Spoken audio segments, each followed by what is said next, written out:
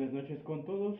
Lo que nosotros vamos a hacer ahora es hablarles sobre el matrimonio y la unión de hecho. Actualmente estamos presentándonos Franz Cueva y Andrea Montaño. Ya, el matrimonio.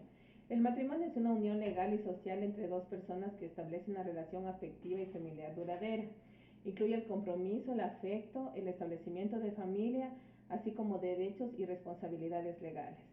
Por su parte, la unión de hecho, también llamada convivencia consensual o libre, se refiere a la decisión de dos personas de vivir juntas y compartir sus vidas sin formalizar su relación a través del matrimonio. En este tipo de unión, la pareja comparte responsabilidades, recursos y puede formar una familia, pero no están legalmente casados. Aunque las parejas que eligen esta forma de convivencia no están sujetas a las mismas leyes que las parejas casadas, en algunos lugares se reconocen ciertos derechos y obligaciones para estas parejas como derechos de propiedad y beneficios legales. Según el Código Civil, en el artículo 81 manifiesta: el matrimonio es un contrato solemne por el cual un hombre y una mujer se unen con el fin de vivir juntos, procrear y auxiliarse mutuamente.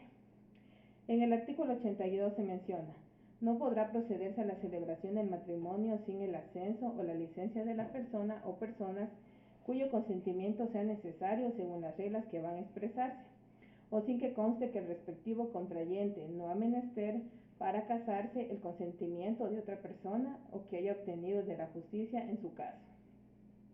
Los que no hubieran cumplido 18 años no podrán casarse sin el consentimiento expreso de quien ejerza la patria potestad y a falta de tal persona de los ascendientes de grado más próximo.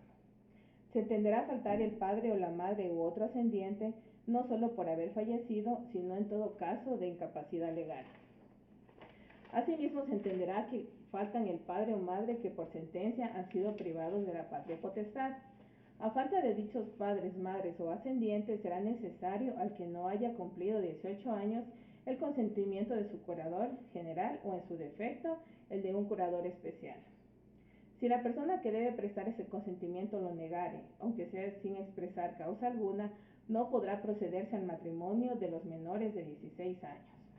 Las razones que justifiquen el disenso no podrán ser otras que estas: la existencia de uno o más impedimentos legales, el no haberse practicado alguna de las diligencias previstas para el caso de las segundas nupcias o para el matrimonio de los guardadores con sus pupilos, grave peligro para la salud del menor a quien se niega la licencia o de la prole, una vida licenciosa, pasión inmoderada al juego, embriaguez habitual de la persona con quien el menor desea casarse, haber sido condenada esa persona a cualquiera de las penas indicadas en el artículo 311 del mismo Código Civil, no tener ninguno de los esposos medios actuales para el competente desempeño de las obligaciones del matrimonio. El matrimonio del menor que hubiese cumplido 16 años será válido aunque no hubiera obtenido el consentimiento o licencia del ascendiente que pueda dárselo, pero será destituido de su cargo la autoridad ante quien se hubiera celebrado dicho matrimonio. El matrimonio celebrado en contravención a esta disposición sujetará al tutor o curador que lo haya contraído o permitido a la pérdida de toda remuneración que por su cargo le corresponde, sin perjuicio de las otras penas que las leyes le impongan. El matrimonio celebrado en nación extranjera, en conformidad a las leyes de la misma nación o a las leyes ecuatorianas, surtirá en el Ecuador los mismos efectos civiles que si se hubiera celebrado en territorio ecuatoriano. Pero si la autoridad competente ha declarado la insubsistencia o nulidad de un matrimonio celebrado en nación extranjera, se respetarán los efectos de esa declaratoria. Sin embargo, si un ecuatoriano o ecuatoriana contrajera el matrimonio en nación extranjera, contraviniendo de algún modo las leyes ecuatorianas, la contravención surtirá en el Ecuador los mismos efectos que si se hubiera cometido en esta república. El matrimonio disuelto en territorio extranjero de conformidad a las leyes del mismo lugar, pero que no hubiera podido disolverse según las leyes ecuatorianas, no habilita a ninguno de los dos cónyuges para casarse en el Ecuador, mientras no se disolviere válidamente el matrimonio en esta república. El matrimonio que, según las leyes del lugar en que se contrajo, pudieran disolverse en él, no podrá, sin embargo, disolverse en el Ecuador si no es de conformidad a las leyes ecuatorianas. El matrimonio nulo, si ha sido celebrado con las solemnidades que la ley requiere, surte los mismos efectos civiles que el válido respecto del cónyuge que de buena fe y con justa causa de error lo contrajo. Es nulo el matrimonio contraído por las siguientes personas. Primero, el cónyuge sobreviviente con el autor o cómplice del delito de homicidio o asesinato del marido o mujer. Los impúberes, los ligados por vínculo matrimonial no disuelto. Los impotentes, los dementes, los parientes por consanguinidad en línea recta, los parientes colaterales en segundo grado civil de consanguinidad y los parientes en primer grado civil de afinidad. Es igualmente causa de nulidad del matrimonio la falta de libre y espontáneo consentimiento por parte de alguno o de ambos contrayentes al tiempo de celebrarse el matrimonio, sea que provenga de una o más de estas causas: error en cuanto a la identidad y enfermedad mental que prive del uso de razón. Disuelto el matrimonio por cualquier causa, no podrá iniciarse acción de nulidad. Mediante fe de erratas publicada en el RO 169-2012 del 2005, se sustituyeron el segundo inciso del artículo ordinal 4 por tercero y séptimo y octavo y por sexto y séptimo. El artículo 100 nos indica que el matrimonio civil en Ecuador se celebrará ante el jefe de registro civil, identificación y cedulación en las ciudades cabeceras de cantón de domicilio de cualquiera de los contrayentes o ante los jefes de área del registro civil. En todo caso, el funcionario competente puede delegar sus funciones a cualquier otro funcionario administrativo, siempre se requiere la presencia de 2 testigos. El artículo 101. Los contrayentes deben comparecer el acto de celebración, sea personalmente o por medio de apoderado con poder especial otorgado ante notario público. Son solemnidades esenciales para la validez del matrimonio la comparecencia de las partes por sí o por medio del apoderío especial ante la autoridad competente, la constancia de carecer de impedimentos dirimentes, la expresión del libre, espontáneo y consentimiento de los contrayentes, la presencia de 2 testigos hábiles y el otorgamiento de suscripción del acta correspondiente. Podrán ser testigos de las diligencias previas del matrimonio y del acto mismo todos los que sean mayores de 18 años, hombres o mujeres, menos los siguientes: los dementes, sustituidos por las personas sordas que no pueden darse a entender de manera verbal, por escrito o por lengua de señas, los mendigos, los rufianes, las meretrices, los condenados por delito que hayan merecido más de 4 años de prisión y los que no entienden el idioma castellano, el quichua, el shuar u otro idioma ancestral en su caso. Los agentes diplomáticos consulares del Ecuador en nación extranjera tienen competencia para celebrar el matrimonio entre ecuatorianos, ecuatorianas y extranjeros, entre extranjeros domiciliados en la República. Igualmente, los agentes diplomados y consulares de naciones amigas acreditadas en el Ecuador pueden celebrar matrimonio válido de sus connacionales siempre que la ley del país que los acredita les confiera la competencia. De las uniones de hecho. La unión estable y monogámica de un hombre y una mujer libres de vínculo matrimonial con otra persona que formen un hogar de hecho por el acto y bajo las condiciones y circunstancias que señala este Código Civil, generará los mismos derechos y obligaciones que tienen las familias constituidas mediante matrimonio, inclusive en lo relativo a la presunción legal de paternidad y a la sociedad conyugal. La unión de hecho estable y monogámica de más de 2 años entre un hombre y una mujer libres de vínculo matrimonial con el fin de vivir juntos, procrear y auxiliarse mutuamente da origen a una sociedad de bienes. Según el artículo 223 del Código Civil, se presume que la unión es de carácter cuando el hombre y la mujer así unidos se han tratado como marido y mujer en sus relaciones sociales y así han sido recibidos por sus parientes, vecinos y amigos. El juez aplicará las reglas de la sana crítica en la apreciación de la prueba correspondiente. En el artículo 224 de este mismo cuerpo legal, la estipulación de otro régimen económico distinto al de la sociedad de bienes deberá constar en escritura pública. Las personas unidas de hecho podrán constituir patrimonio familiar para sí y en beneficio de sus descendientes, el cual se regirá por las reglas correspondientes de este código. La sociedad de bienes subsistirá respecto de los restantes. Esta unión termina por las siguientes causas: por mutuo consentimiento expresado por instrumento público ante un juez de lo civil, por la voluntad de cualquiera de los convivientes expresados por escrito ante el juez de lo civil, la misma que será notificada al otro en persona o mediante 3 boletas dejadas en distintos días en su domicilio. Por el matrimonio de uno de los convivientes con una tercera persona y por muerte de uno de los convivientes.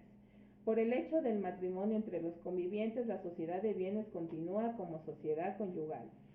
Los convivientes deben suministrarse lo necesario y contribuir según sus posibilidades al mantenimiento del hogar en común. El haber de esta sociedad y sus cargas, la administración extraordinaria de sus bienes, la disolución y la liquidación de la sociedad y la partición de gananciales se rigen por lo que este código y el Código de Procedimiento Civil disponen para la sociedad conyugal. La administración ordinaria de la sociedad de bienes corresponde al conviviente que hubiera sido autorizado mediante instrumento público. A falta de autorización, la administración corresponde al hombre. Vamos a hablar sobre la Convención Americana sobre Derechos Humanos, Pacto San José. El artículo 17, protección a la familia. La familia es el elemento natural y fundamental de la sociedad y debe ser protegida por la sociedad y el Estado fundamental y el Estado. Se reconoce el derecho del hombre y la mujer a contraer el matrimonio y a fundar una familia si tienen la edad y las condiciones requeridas para ello, por las leyes internas, en medida en que éstas no afectan al principio de no discriminación establecido en esa convención. El matrimonio no puede celebrarse sin libre y pleno consentimiento de los contrayentes. Los Estados partes deben tomar medidas apropiadas para asegurarse la igualdad de derechos y la adecuada equivalencia de responsabilidades de los cónyuges en cuanto al matrimonio, durante el matrimonio y en caso de disolución del mismo.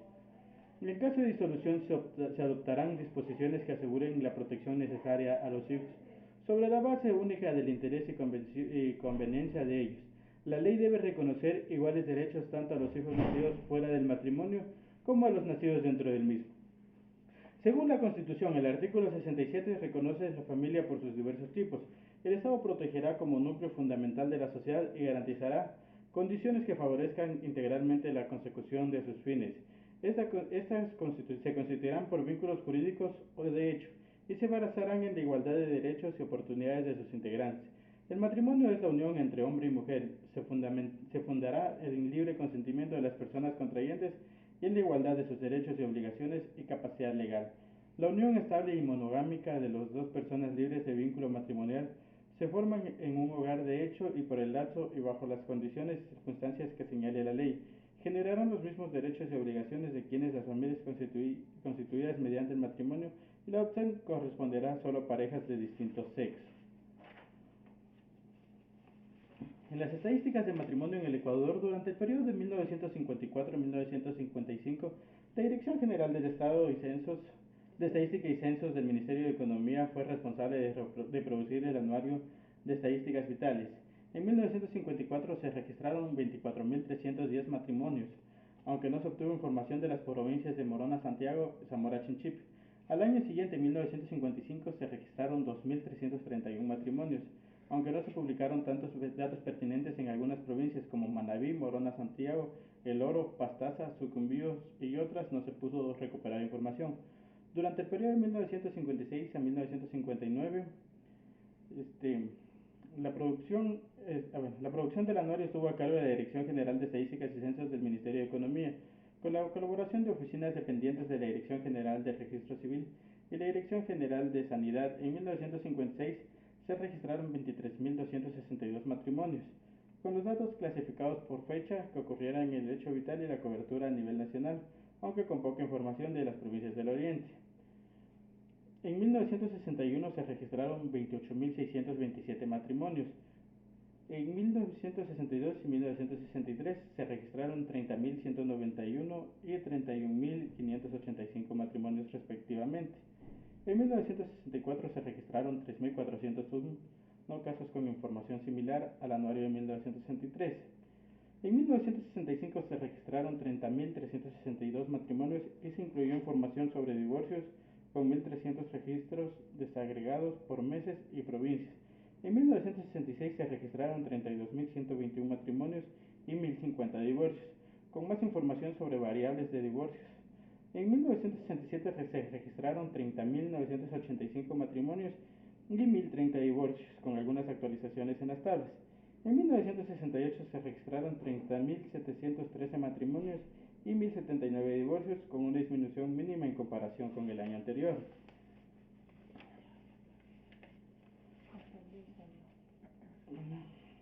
En, Para el periodo 2012-2019. Para el periodo 2012-2019, el Instituto Nacional de Estadísticas y Censos continuó produciendo y publicando información sobre matrimonios y divorcios, con la cooperación de las oficinas dependientes de la Dirección General del Registro Civil y Corporación del Registro Civil de Guayaquil. Se añadieron nuevas variables como autoidentificación étnica y número de cédulas en 2012. En 2017 se incluyeron las variables sobre el último año o semestres aprobados en los informes, aunque estas fueron eliminadas en el 2019. En algunas diferencias y similitudes del matrimonio tenemos en las diferencias el reconocimiento legal. El matrimonio es una institución legalmente reconocida que confiere a las parejas una serie de derechos y obligaciones específicos, como el derecho a heredar la pensión de viudedad y el derecho a tomar decisiones legales en nombre del cónyuge. En contraste, la unión de hecho generalmente carece de este reconocimiento legal en muchos países, lo que puede limitar los derechos y beneficios de las parejas que puedan reclamar. Formalidades y requisitos. Para contraer matrimonio, las parejas suelen tener que cumplir con una serie de formalidades legales, como obtener una licencia de matrimonio y realizar una ceremonia oficial. Por otro lado, la unión de hecho a menudo se establece simplemente por la convivencia continua de parejas, sin necesidad de cumplir con requisitos legales formales. Y el divorcio y disolución. El matrimonio y el proceso de disolución de la unión está regulado por leyes específicas de divorcio, que establecen los procedimientos para la división de bienes, custodia de hijos, pensión alimenticia, entre otros. En cambio, la disolución de una unión de hecho puede requerir procedimientos legales diferentes o puede no estar tan claramente definida ante la ley, lo que puede llevar a disputas sobre la división de bienes y otros asuntos legales. Ya, en cuanto a las similitudes, convivencia y vida en común, tanto en el matrimonio como en la unión, de hecho, las parejas optan por vivir juntas y compartir una vida en común, lo que puede incluir la cohabitación, el apoyo mutuo y la formación de una familia. Derechos y responsabilidades compartidas. Aunque el alcance de los derechos y responsabilidades puede variar entre el matrimonio y la unión de hecho, en ambos casos las parejas comparten ciertas responsabilidades legales, como el deber de proporcionar el apoyo mutuo y el derecho a tomar decisiones en nombre del otro en situaciones legales o médicas. El posible reconocimiento legal. En algunos países y jurisdicciones, las parejas que viven en unión de hecho pueden tener ciertos derechos y beneficios legales reconocidos ante la ley, como derechos de propiedad compartida o derechos de visita en caso de enfermedad o fallecimiento del compañero. En resumen, mientras que el matrimonio y la unión de hecho comparten similitudes en términos de convivencia y responsabilidades compartidas, difieren en el reconocimiento legal y las formalidades asociadas, así como en los procesos para disolver la unión y los derechos y beneficios legales que conlleva. Esta ha sido toda nuestra exposición. Muchas gracias. Muchas gracias.